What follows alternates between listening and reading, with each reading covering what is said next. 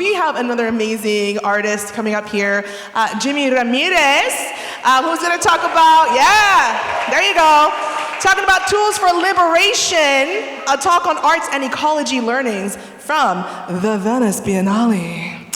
Oh my, the Venice Biennale. I'm very excited. I really wanted to go this year. There was like an unprecedented amount of indigenous people, indigenous and native artwork at the Venice Biennale this year. I'm a little jelly, but I'm very glad that you were there and you get to report back about it. Thank you. All right, give it up for... Ooh. One more time for these heels. One more time for these heels, for the legs, for the heels, the ribbons, all of it, all of it. Hey, there we go, there we go. Beautiful, beautiful. Wow, to just come up here after that was so, the medicine is in the innocence, like, will reverberate for the next few seasons, if not forever. Thank you for that, that was gorgeous. If we can go into the next image. Y'all don't know anything about me except for my mom and some of my friends and my people in my canoe. Thank you for that language in the previous piece. But my name is Jimmy Ramirez. I identify as a Chicano Two-Spirit. I was born in Antioch, California, which is that way, 2 mountain ranges away, and I was born and raised there. I am a teacher. I have some of my teachers in the audience. I teach ethnic studies and U.S. history. So I teach histories of genocide and histories of also empowerment of Native American, Asian American, Latinx American, African American peoples on this landmass. And so, you know, in the spirit of collective liberation, I just want to let y'all know that, you know, I will bring up violence. Violence will get brought up tonight. It's core to the history of this land, core to what I know and what I've known here. But this is an image I want to kind of show you, but from folks, this is not my ancestral homeland. This is not our territory.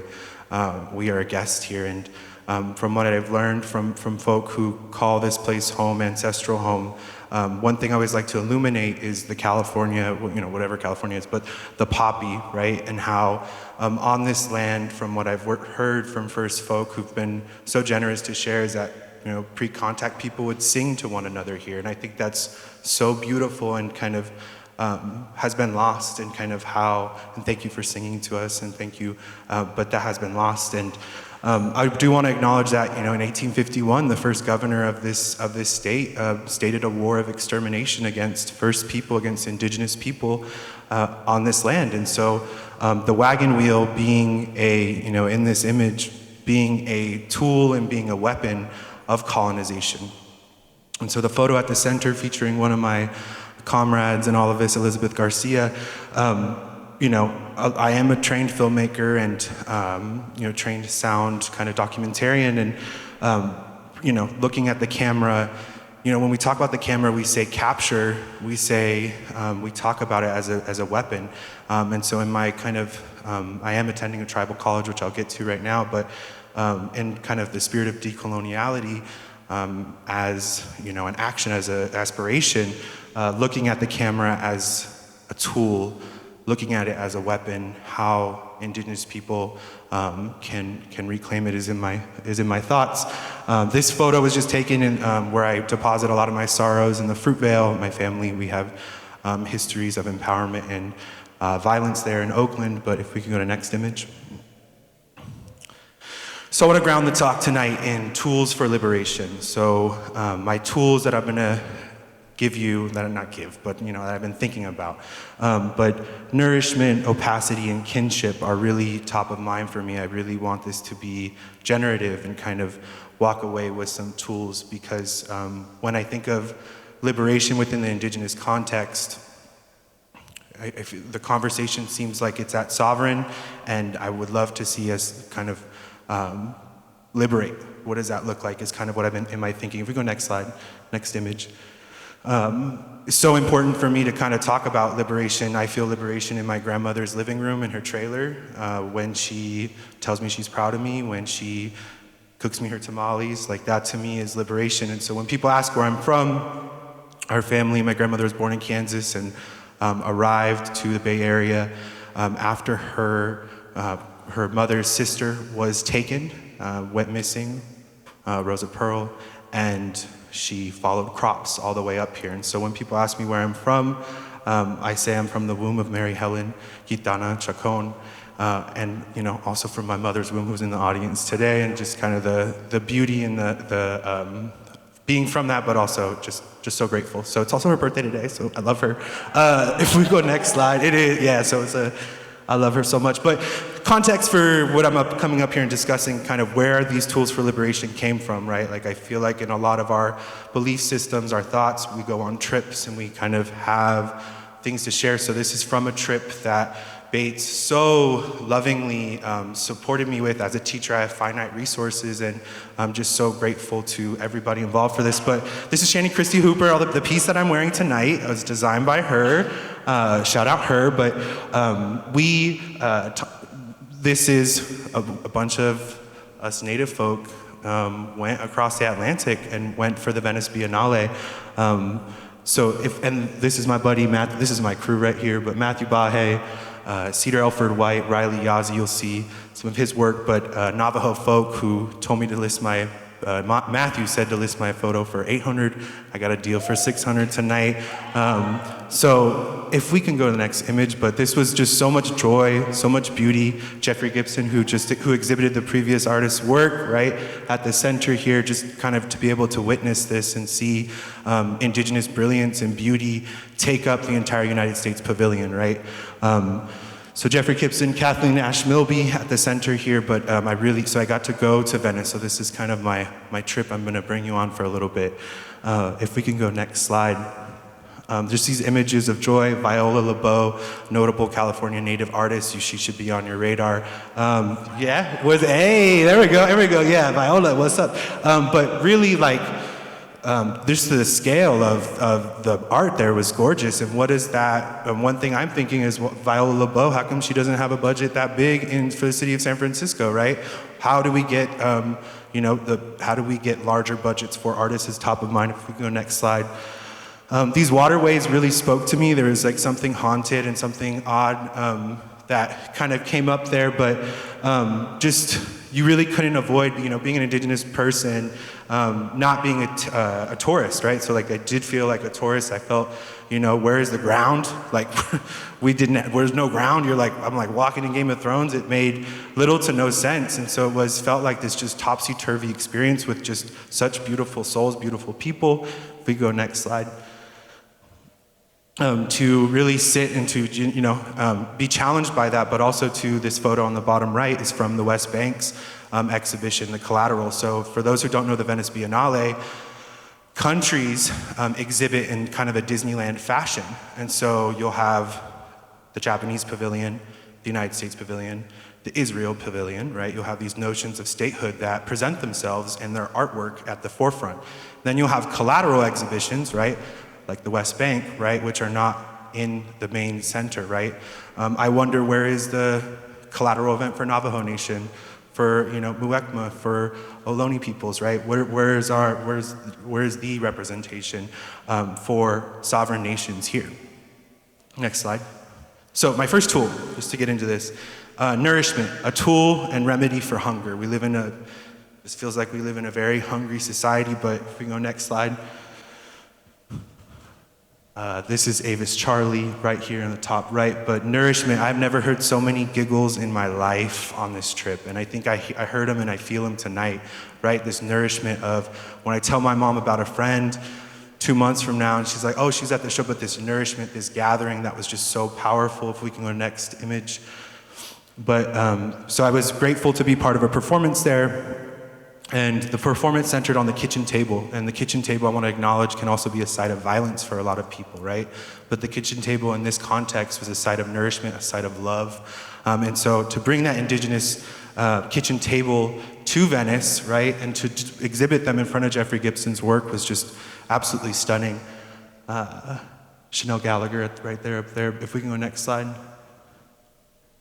And so this was the performance. It was just, people giggling, talking about grandma, talking about, a lover, talking about just speaking and not having this feeling or forcing of educating, right? Just being with one another. We go next slide. I was on, got to take some photos, and it was just a magical hour-long performance, activating the columns, bringing the kitchen table there. Next slide, please. And so, fry bread was a topic of conversation. Beading, where a lot of my fellow students, for context, that this is part of the Institute of American Indian Art. If anyone wants to go, bachelor's or master's degree programs at tribal college, I'd be happy to discuss. But really, this was the Institute of American Indian Art was selected by Jeffrey Gibson to be the partner, the host partner. If we go next image. This is Cole Red Horse Taylor bringing images of Cole's grandparents, right? Kathleen Wall brought her pueblo to Venice, and so kind of notions of indigeneity, like bringing your loved ones with you everywhere you go, was so nourishing. Next slide. And then opacity. This one really we don't have to say everything. We don't have to tell you everything, right? I was generous telling you about what Matthew Bahi said I should list the price as, but I don't got to tell you everything. We shouldn't have to tell, this world that demands so much of us when we're trying to make it as artists. We don't have to say anything. Next slide. And this opacity comes from this idea of glissant, right, which indigenous people are reclaiming, this opacity. I don't have to tell you anything. But for me, I showed up with a lot of anger, right? I was raised in the Catholic Church. The Catholic Church was the language I'm speaking to you with right now, English, right? Tool and weapon that's helped me in my career, in my life, and I showed up with anger there, right? And that's just kind of something I want to share with you. Next slide.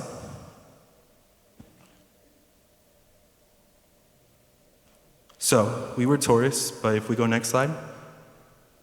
But the program was intentional, I think just kind of on this photo by Riley Yazzie, as artists, I do feel like in learning in this process, opacity, keeping things tight, we do have a role to be diplomats, right? As diplomats, act as diplomats, conduct diplomacy. If we go next slide.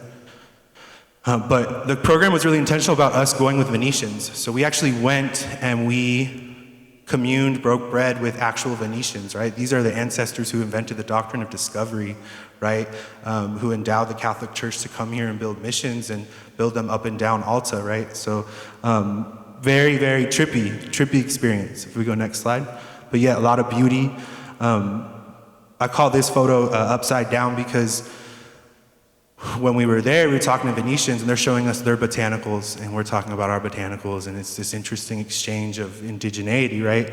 But it was trippy because the bluefish there that are invasive are native here, and the greenfish that are, invasive there are native here. And so this, it just felt topsy-turvy, upside down. I didn't know what to do with those feelings. I didn't know what to do with all this. But this is from the photo of, we love movies, right? Native folk, we love movies. This is from the Indiana Jones, kind of being a tourist, but also kind of communing with Venetians. If we go next image. I really want to just kind of take a moment to highlight Seokla kindness, because we were talking about water. We were talking about what we felt being there, what it meant to be in this site of this birthplace of colonization in so many ways. And for me to see Native women stand up and share mercy, that Venetian people cannot swim in their waterways. For there to be that much gratitude and graciousness and feeling of empathy and mercy for a people, Seokla, I asked her if this was cool, if I could share this. She's Oneida, she's first contact folk, right? Jesuits showed up on shores and did awful things. And for her to still have generosity and mercy for people is just so, really left me feeling upside down and feeling in my feelings. But it's something I'm still working through, thinking through. If we go next slide. And finally, just kinship, a remedy for isolation, right? If we go next slide. Kinship, Isabel Robbins talked about kinship more than being in touch with, our more than human relatives, right? So the salmon, the water itself, all of this ancestral energy and all that we're connected. And the BAAITS program, this Cultural Bearers program, allowed me to come back and talk about my learnings on that waterway in Venice, what's happening erosion-wise, and bring it home. I live where the freshwater meets the saltwater, Antioch, right? It's where we regulate how much fresh water to pump into, right? And so I got to come and bring those learnings and make art in community. If we can go next slide. My grandma, her birthday. But, got to see, my mom got to rock her Avis Charlie earrings. Like, everyone looked cute. We took over East Bay Parks, gave us their space.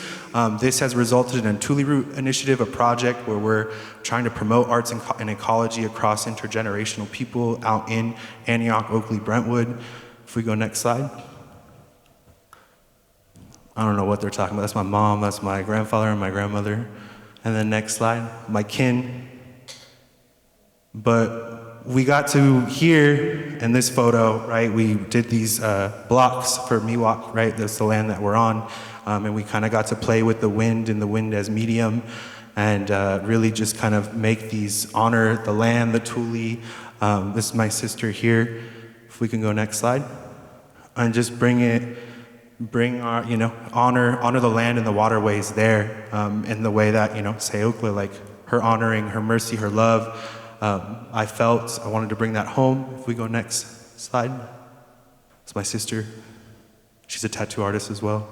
The dopest. And then next slide. But Miwok land being at the center. And finally, Jeffrey Gibson brought us all out there. And I really just want to emphasize one thing he taught me, which was, I went up, thanked him for bringing us, because that's what, Native folks do. Like, we bring each other all to the table. And Jeffrey Gibson, he gave us one really, there's so much, but I thanked him. I talked about, being the Castro and, the importance of queer spaces like this tonight. And he just kind of compelled us to, there's so much I could say, but to really practice as Native people, to practice our muscles of creative authorship. And so to really get that muscle moving, to keep us walking, to keep us moving, just so that it doesn't, no atrophy, right? So just keep working it. Thank you.